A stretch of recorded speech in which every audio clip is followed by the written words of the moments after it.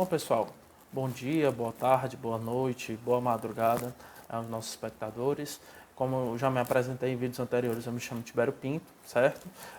Hoje é dia 1º de junho de 2020, agora são 14 horas e 53 minutos horários de Brasília, certo? Antes da gente entrar no assunto do nosso vídeo, eu gostaria de pedir para quem está acompanhando aqui o vídeo, tá se inscrevendo no nosso canal, se ainda não for inscrito, dá o like no vídeo, né? Para estar recebendo outros conteúdos que a gente estiver publicando.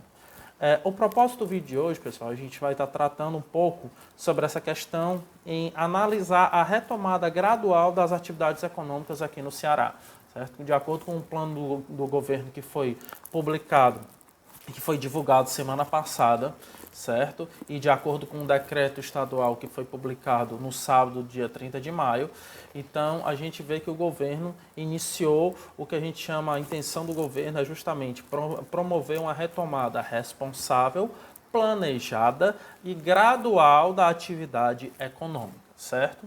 E isso a gente vai estar tratando aqui nesse vídeo de hoje e, na realidade, a gente vai estar fracionando esse assunto em 3 vídeos, certo?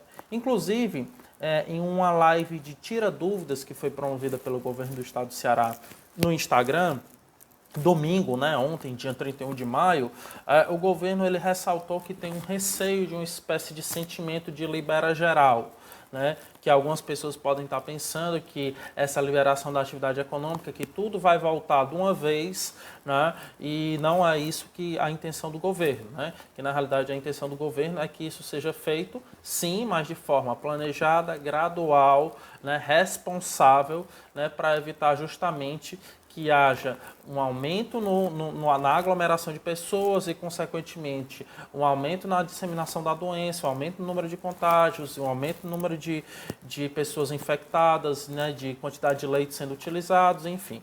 Então, a ideia é que isso seja feito gradativamente, né, de forma planejada.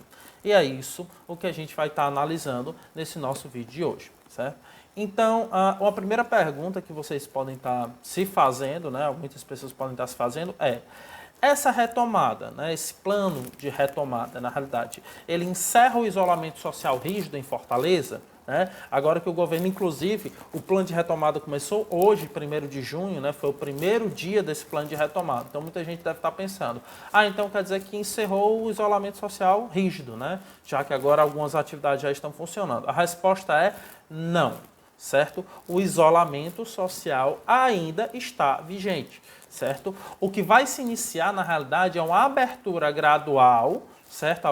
Como a gente vai estar explicando, algumas atividades vão gradualmente podendo voltar a funcionar, certo? E até essas, não são todas as atividades, são alguns setores, e até esses setores não vai ser de uma vez só. Na realidade, a gente vai ver que existe uma limitação de quantidade de funcionários, né, que podem estar trabalhando, né? Vai ter uma série de exigências, uma série de protocolos e regras que precisam ser seguidos. E então, resumindo, que o isolamento social ele não encerrou. O isolamento social ainda está vigente, certo? Mesmo com essa retomada gradual, certo? Então, que a gente a primeira resposta que a gente pode dar a vocês. Então, como eu já tinha falado, a gente vai tentar dividir esse assunto, como tem muitas nuances que a gente está tratando, a gente vai dividir esse assunto em 3 vídeos, certo? Nesse primeiro vídeo que a gente está gravando agora, nós vamos analisar um pouco justamente os decretos de isolamento social rígido, né? O que se chama o tal do lockdown, que ainda estão vigentes. Né? Até para deixar bem claro isso, que na realidade esses decretos de isolamento social rígido, eles ainda estão vigentes, né? Ainda não encerrou o isolamento social rígido, certo? Então, nesse primeiro vídeo a gente vai estar tratando que medidas de isolamento social ainda estão vigentes, nesse primeiro vídeo. No segundo vídeo, nós vamos estar analisando o decreto estadual 33.608, que foi publicado agora no dia 30 de maio, no sábado, E esse decreto, né, do sábado, dentre outras medidas, ele tratou da liberação responsável das atividades econômicas. Então, ele estabeleceu uma espécie de cronograma, né, de planejamento de uma liberação gradual das atividades econômicas. Então, no segundo vídeo, na segunda parte dessa série de vídeos, a gente vai estar tratando dessa liberação das atividades econômicas, desse decreto, né, que trata, dentre outros assuntos, da liberação das atividades econômicas. E no terceiro vídeo, né, dessa série, nós vamos analisar um pouco o plano de retomada gradual das atividades econômicas no Ceará. Certo? Então a gente vai estar fracionando os assuntos desses 3 vídeos para deixar de forma mais didática, mais fácil de vocês estarem compreendendo. Bom, e quanto a essa parte 1, né, dos vídeos, dessa série de vídeos, a gente vai estar começando justamente a fazer uma breve análise dos decretos de isolamento social rígido, ou de lockdown, que ainda estão vigentes. Só para deixar isso muito claro, né? A abertura gradual da economia não, digamos assim, eliminou o isolamento social. E é por isso que a gente vai estar tratando disso, para deixar esse tema bastante claro para as pessoas, para não haver dúvidas, né? Porque infelizmente muitas pessoas acham que, né, já estão nesse clima de euforia, querendo sair de casa, achando que já pode, que já não. Na realidade, não é isso que está acontecendo. Ainda estamos em isolamento social, certo? E primeiro, para a gente até estar entendendo o que é que significa o lockdown, né, essa expressão, né, que vem do inglês, né, lockdown, a expressão da língua inglesa, que significa bloqueio total, né, ou confinamento ou fechamento total. Então, lockdown é isso, é o bloqueio total. Seria uma medida mais rigorosa, uma medida mais extrema a ser tomada devido ao forte avanço que o coronavírus vinha apresentando, certo? E essas medidas de lockdown, na realidade, elas foram instituídas aqui, né, no estado do Ceará e especificamente em Fortaleza, certo? Foi estabelecido o isolamento social rígido por meio do decreto estadual 33.574 e decreto municipal 14.663 de 5 de maio de 2020. Então, na realidade, essas medidas, esses decretos foram estabelecidos em 5 de maio, né? E a gente só está reforçando aqui nesse momento para dizer que, na realidade, muito do que foi disposto nesses decretos ainda está vigendo, né? Então, até para as pessoas não criarem dúvidas e falsas expectativas nesse sentido, certo? Então, esses decretos, principalmente o decreto municipal, né, que trata do isolamento social rígido, na exposição de motivos, né, que é justamente a exposição de motivos do decreto, é onde ele vai explicar por quê, né, o que motivou o decreto, né, realmente quais os fundamentos, por que o decreto foi criado. Né? E a gente viu que esse decreto ele foi criado devido a 2 preocupações básicas. O primeiro deles é o avanço da doença e a sobrecarga do sistema de saúde, primeiro ponto. E o segundo ponto era o crescimento do número de óbitos. Isso a gente estava falando de uma realidade do dia 5 de maio de 2020, que foi quando ambos os decretos foram editados. E a gente está fazendo menção aqui ao decreto municipal, certo? Então, de acordo com o relatório epidemiológico da Secretaria da Saúde, a doença demonstrava, à época, né, isso de 5 de maio de 2020, uma tendência a um avanço de forma exponencial em todo o estado, com maior concentração no município de Fortaleza, em todos os bairros, sobrecarregando o sistema de saúde. Então, devido a esse avanço exponencial da doença, né, a esse contágio em massa, né, então foi instituído esse decreto de isolamento social rígido em 5 de maio de 2020. E detalhe, essas medidas foram estabelecidas ao todo 9 medidas, e essas medidas ainda estão vigentes em sua imensa maioria. Né? Então, o que a gente observa é isso, que essa abertura gradual da economia, das atividades econômicas, não revogou essas medidas de isolamento social rígido. Então, elas precisam ainda ser observadas, e é por isso que a gente vai estar primeiro nesse vídeo de hoje dizendo que medidas são essas, né? Antes de estar tratando dessa abertura gradual, justamente para a gente pontuar bem e evitar confusões, evitar que vocês, né, enfim, eventualmente não entendam bem a questão. Então, foram ao todo 9 medidas de isolamento social rígido que foram instituídas, e a gente vai estar pontuando aqui, analisando item por item, ponto por ponto.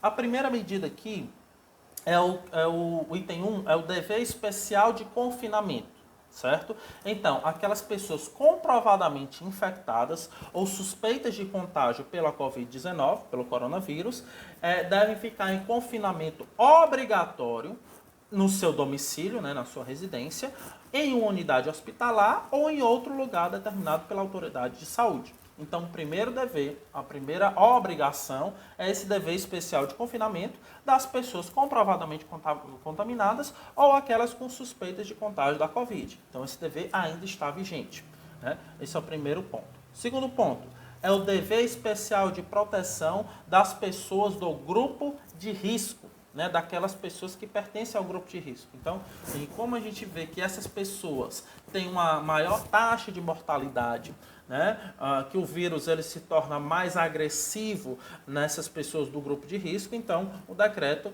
né, estabeleceu um dever especial de proteção desse grupo, dessas pessoas. Né? E quem são essas pessoas do grupo de risco? Primeiro, pessoas maiores de 60 anos, ou seja, os idosos, certo? Né? Então, tem o critério etário, o critério da idade. E também os imunodeprimidos, né? Aqueles que são portadores de doenças crônicas, bem como aqueles com determinação médica. Né? Então, aqueles que têm alguma comorbidade, então, aqueles que já tenham problemas cardíacos, aqueles que já tenham problemas respiratórios, que tenham diabetes, que tenham outras doenças, né? E por isso imunodeprimidos ou que tenham o seu sistema imunológico, né, mais enfraquecido, certo? Então essas pessoas que têm uma situação especial de saúde, seja pela idade, seja por outras doenças, né, fazem parte do grupo de risco e merecem uma proteção, uma atenção especial. Então o decreto ele estabeleceu uma série de restrição à circulação dessas pessoas, justamente para estar protegendo essas pessoas do grupo de risco. Então, esse é o item 2, o dever especial de proteção das pessoas do grupo de risco. Item 3, dever especial de permanência domiciliar. Então, esse item 3 é justamente para evitar, para restringir a circulação de pessoas, né, enfim, nas vias públicas, em calçadas, enfim, né, exceto em situações de extrema necessidade. E o próprio decreto, ele vai elencar quais são essas situações de extrema necessidade. Né? Então, idas para você fazer compras no supermercado, idas para você fazer compra de medicamentos na farmácia, né? Idas para atendimento médico, saídas para atendimento médico. Né? Então, o decreto ele vai elencar aqui diversas hipóteses, né? Algumas hipóteses de que seriam essa necessidade especial, essa extrema necessidade. Mas, como regra, o que o decreto estabelece é o dever de permanência domiciliar. Né? Ou seja, para evitar que as pessoas fiquem circulando, fiquem, vamos dizer, passeando por aí e com isso, eventualmente, correndo o risco de estar espalhando o vírus ou contraindo o vírus. Certo? Então, esse dever especial de permanência domiciliar, ele permanece, que era o item 3. Item 4, controle da circulação de veículos particulares. Né? Então, outro item é justamente para evitar essa circulação, restringir a quantidade de veículos particulares circulando. Né? Então, e os motoristas que eventualmente precisem se deslocar, pegar o seu veículo, pegar seu carro e estar se deslocando, devem comprovar documentalmente, né, o motivo de estarem circulando. Né? Então, se você, por exemplo, precisa ir no médico, você tem que estar de posse de um atestado médico. Né? Ou então, se for, por exemplo, por questões profissionais, os advogados, por exemplo, né? O decreto a gente vai ver que posteriormente, ele permitiu o deslocamento de advogados no caso de atendimento, a necessidade de atendimento a clientes ou a ida a presídios, enfim. Então, o advogado, se estiver no exercício profissional e, enfim, sendo necessário o seu deslocamento, ele pode apresentar a procuração do cliente, a carteira da OAB. Enfim, mas sempre comprovando quais são esses casos de extrema necessidade de você estar circulando, né, e comprovando documentalmente, apresentando documentação idônea, né, por o motivo de você estar circulando em veículos particulares. Isso foi o item 4. O item 5, controle da entrada e saída do município. Né? Então a gente vai ver que aqui no caso de Fortaleza, né, principalmente nas áreas de fronteira do município, principalmente de fronteira com outros municípios, as principais entradas e saídas foram instaladas barreiras sanitárias, barreiras de fiscalização, justamente para estar controlando essa entrada e saída, né? E restringindo o acesso, tanto à saída e quanto à entrada. Então a gente observa várias barreiras instaladas, por exemplo, na barreira, nos limites entre Fortaleza e Caucaia, né? Entre Fortaleza e Maracanã. Então a gente está vendo que está havendo uma fiscalização para fazer esse controle de entrada e saída do município aqui de Fortaleza. Esse foi o quinto ponto. O sexto ponto estabelece os deveres dos estabelecimentos em funcionamento. Então a gente vê que os estabelecimentos que estavam em funcionamento seriam até agora, que agora com a retomada, outros voltaram a funcionar. Mas até então seriam apenas aqueles que exerciam atividades essenciais, né? Supermercados, farmácias, enfim, alguns estabelecimentos. E a ideia, né, ainda esses estabelecimentos específicos evitar aglomeração nesses estabelecimentos e o decreto ele estabelecia outros deveres, por exemplo, disponibilização de álcool gel 70% a clientes e funcionários, preferencialmente, na verdade, o álcool preferencialmente em gel, né? Então, disponibilização de álcool para higienização das mãos, certo? Uso obrigatório de máscaras de proteção pelos trabalhadores, então funcionários, supermercados, de farmácia, todos eles é obrigatório o uso da máscara, né? Assim como os clientes também. Então, os estabelecimentos, né, estavam obrigados a impedir o acesso de clientes que não estivessem usando a máscara facial, né? E também a fiscalizar o distanciamento social mínimo de 2 metros. Né? Então, se você estava numa farmácia, no supermercado, né, a distância mínima entre um cliente e outro de pelo menos 2 metros. Certo? E autorização, né, e fiscalizar também e autorizar o ingresso nos estabelecimentos de somente uma pessoa por família. Então, se a família vai fazer compras ou vai numa farmácia, né, e tem várias pessoas na família, somente uma poderia entrar e fazer as compras para todos os membros daquela família. Então, aqui a gente está falando do item 6, os deveres estabelecidos, as obrigações dos estabelecimentos em funcionamento. E isso se aplica agora aos estabelecimentos que estão reabrindo as suas atividades, né, que a gente vai estar falando um pouco, né, nos próximos vídeos. Agora, item 7. Dever geral de proteção individual. E, dentre o dever geral de proteção individual, o principal deles é o uso obrigatório da máscara facial ao sair de sua residência, né, ao sair de casa. Então, todo cidadão, né, ao sair da sua casa, deve estar utilizando a máscara facial justamente para fazer esse dever geral de proteção individual, que é o item 7. Quanto ao item 8, né, a proibição de aglomerações em ambientes públicos e privados, que isso também permanece. Tudo isso que a gente está analisando ainda permanece, né?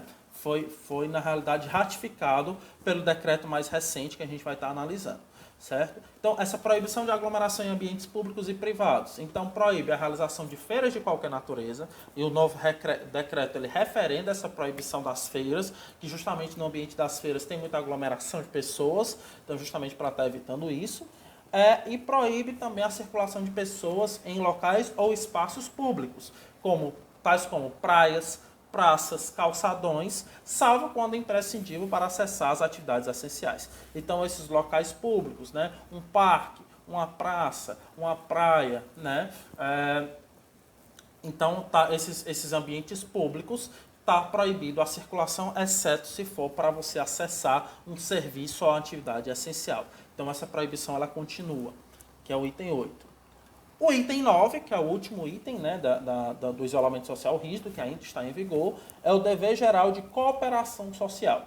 Né? Então, que toda a população, toda a sociedade em geral deve cumprir, né, enfim, atentar para o cumprimento de ordens e instruções dos órgãos e agentes responsáveis pela segurança, pela proteção civil e pela saúde pública quanto às solicitações que lhes sejam feitas. Né?